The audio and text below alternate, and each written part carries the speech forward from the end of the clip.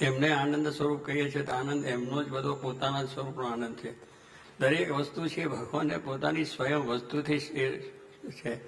એ વસ્તુની અંદર આપણે થોડીક આ વસ્તુ છે કે બધો મહિમા છે એ બધો એમનો જ ગવાય છે, અને એ મહિમા આપણે ગઈને આપણે ભગવાનને રાજી કરીને ભગવાનના પદને પામવાનું છે. બધી રીતના આપણે છે કે ભાઈ આમ છે તેમ છે, પણ એ બધું ભગવાન દરેક રીતે પોતાનું કાર્ય કોઈ પણ રીતે કોઈ પણ સ્વરૂપે કરવા માટે સમર્થ છે.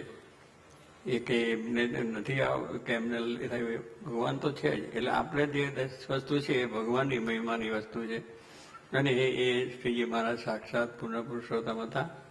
અને એ પોતે આવીને આ જગતની અંદર અને આવીને આપણને અનેક મનુષ્યોનું કલ્યાણ, સમૃદ્ધિ બધું જે કંઈ હતું એ કાર્ય એ હતા ત્યારે.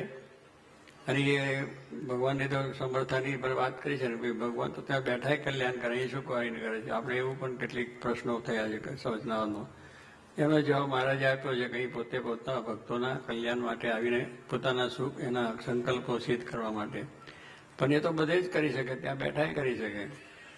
બધા મનુષ્યને અનેક રીતે સુખ આપી શકે છે. અહીં બેઠા બેઠા પણ અનંત બ્રહ્માંડની અંદર એ દર્શન પણ આપી શકે છે.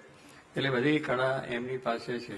જેટલી બધી કળાઓ અત્યારે આપણે જોઈએ છીએ કે આ સંગીતની કળા કહો, પછી આ હુથારી કામની બીજી કળાઓ, જે જુદી જુદી કળાઓ છે, 64 કળાઓ બધી, એ બધી જ કળાઓ છે ભગવાનની છે. અને ભગવાન થકી જ આવેલી છે, અને એ કળાઓ આપણે કરીએ છીએ. અત્યારે આ સંગીતની થાય છે, આ બાળ મંડળ, યોગ મંડળ, બધા આ નૃત્ય બધું થાય છે, એ બધી કળા ભગવાનની છે. તો કહેવાનું શું કે બધું ત્યાંથી જ આવેલું છે. બાકી કોઈ મનુષ્યમાંથી બીજામાંથી એ વસ્તુ આવે નહીં. પણ જ્યારે ભગવાનનો આપણી ઉપર કૃપા થાય ત્યારે ભગવાન એ દ્વારા કામ કરે, અને એ રીતનું આ કાર્ય ભગવાન કરીને આપણને સુખ ને શાંતિ બધું આપે છે. એટલે આપણા જીવનની અંદર ભગવાનની મહત્તા તો અવશ્ય રહેવી જોઈએ. એમને આપણે મહારાજને ગૌણ કરીને કે મહારાજની ગૌણતા થાય એવો વિચાર કરીને આપણે મહત્તા કહીએ તો આપણે કોડી નાખીએ. આપણી કોઈ કિંમત નથી, એમની મહત્તા જ મારે કે તમારી મોટપ શેને લઈને છે.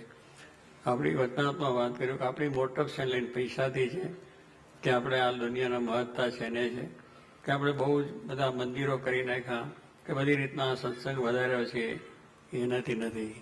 મોટપ તો એક આજ્ઞા અને ઉપાસના બે જ. ભગવાન શ્રીજી મહારાજની આજ્ઞા છે એ જેટલી આપણા જીવનમાં દ્રઢ થાય અને જેટલી ઉપાસના એમના વિશે દ્રઢ થાય કે સર્વોપરી સર્વતાના અવતારી સર્વકારના કારણ અક્ષરધામના પ્રતિ અતન બ્રહ્માંડનું કરનાર એવા એ શ્રીજી મહારાજ એક અદ્વૈતીય એ છે. અને એમના આજ્ઞા જે આપણને મળી છે, સાધુના ધર્મ ને ગ્રસ્તોના ધર્મ, ભાઈ ભાઈના બધા ધર્મો છે, એમની આજ્ઞા છે, એ પાડવાની છે. અને શિક્ષાવતાની એક આજ્ઞા છેલ્લી પાછી આપણે બધાને કરી છે, બીજા આત્માનમ બ્રહ્મરૂપમ.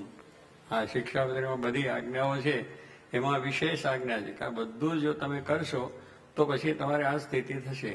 અને એ સ્થિતિથી આપણે કરવાનું છે. આત્મા છું, હું બ્રહ્મ છું, હું અક્ષર છું, એ થઈને ભગવાનની ભક્તિ કરે. પછી હું અક્ષરને થઈ ગયેલો, બ્રહ્મ થઈ ગયેલો, હું ભગવાન થઈ ગયો એવું નથી. ઘણા માણસો સંન્યાસી મહાત્માઓ કે હમ બ્રહ્માસ્મી.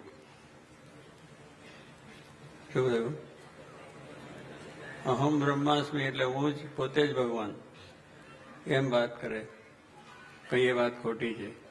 અહમ બ્રહ્માસ્મી એ તો ભગવાનના બ્રહ્મ નાશ થવાની વાત છે, ભગવાનના સેવક થવાની વાત છે. જે અક્ષર છે પણ ભગવાનના સેવક છે, અને એ રૂપ આપણે થઈ અને ભગવાનની ભક્તિ કરવાની શિક્ષા. નિજાત્માનમ બ્રહ્મરૂપમ દેહત્ર, એટલે ત્રણ દેહથી જુદો એવો જે પોતાનો આત્મા છે, એ આત્મા આપણો જે ગુણાતીત જેને કહીએ છીએ, એ અક્ષર રૂપ આપણે થઈને પુરુષોત્તમની ભક્તિ કરવાની છે. પણ અહમ બ્રહ્માસ્મી એટલે આપણે પોતે થઈ જતા નથી, એવો પણ સિદ્ધાંત ચાલે છે. એમાં તો અત્યારે આ તો બધા અત્યારે એ બધી વાત જતી રહી. અત્યારે તો એની ચર્ચાઓ ને એની વિશેષતાઓ થાય ને, એમાં તો બધી બહુ મોટો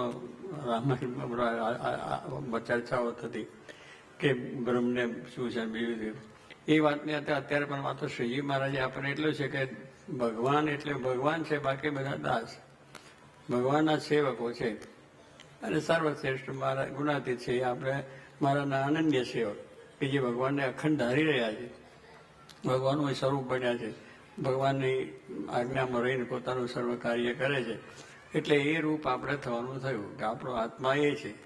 અને એ આત્મા જો આપણે થયા તો પછી સુખ દુઃખના ભાવ રહે નહીં. પછી માન થાય, અપમાન થાય, કોઈ રહે તે કંઈક બોલો હું અક્ષર છું. એટલે અક્ષરને કોઈ નાત નથી, જાત નથી, કોઈ દેશ નથી, પરવાર નથી, બાળક નથી, યુવક નથી, કિશોર નથી, કોઈ જ નથી.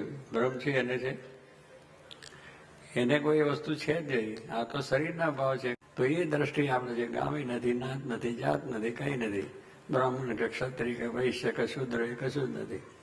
એ જે આપણો ભાવ છે એ દ્રઢ કરવા માટે ભગવાન શ્રીજી મહારાજની આજ્ઞા ઉપાસના એટલી દ્રઢ થાય તો આપણામાં બધી જાતના ભાવ ટળી જાય. દેહ ભાવ ટળી જાય, વાસનાઓ ટળી જાય, પંચ વિષય ટળી જાય, સુખિયા થઈ જાય, નિર્વાસ્તિક જેને કહેવાય છે, એકાંતિક જેને કહેવાય, ધર્મ, જ્ઞાન, વૈરાગ, ભક્તિ, એ બધી આપણી દ્રઢતા થઈ જાય. અને એ થયા પછી આપણને બધી રીતે શાંતિ, શાંતિ ને શાંતિ. પછી દરેકમાં એને પરમાત્માના દર્શન થયા કરે. પછી કોઈનો અવગુણ નથી, નાનો નથી, કોઈ મોટો નથી. એની દ્રષ્ટિમાં બધા જોગી મહારાજની દ્રષ્ટિ હતી, આપણે જોયું છે ને એ બધાને સમજતા હતા.